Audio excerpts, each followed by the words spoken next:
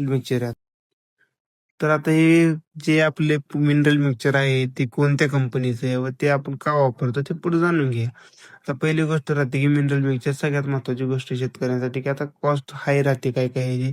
पण आता हे प्रीमिक्स आपण वापरतो ते जवळ-जवळ सगळे मिक्स आहे.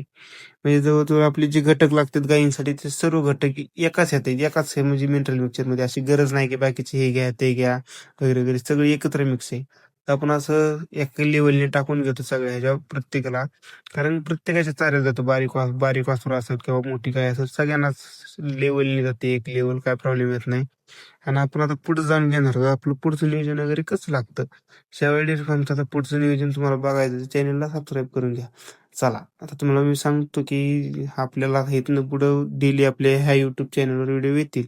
तर आपल्याला आता जे डेअरी फार्मची माहिती पाहिजे ती तुम्हाला मी प्रत्येक ह्यात सांगेन. तुम्हाला आता ब्रीडिंग, फीडिंग, मॅनेजमेंट, आता वासरू संगोपन वगैरे सगळं गायची ब्रीडिंग कशी करायची, कोणत्या पद्धतीने ब्रीडिंग काम करायचं ते तुम्हाला मी पुढे सांगतो. त्यासाठी आपल्याला आधी चॅनलला सबस्क्राईब करा, आपल्या Instagramला फॉलो करा आणि जो चॅनल आहे तो सबस्क्राईब पहिला करून घ्या. कारण की इथनं पुढे पूर्ण व्हिडिओ त्यावर येतात. धन्यवाद.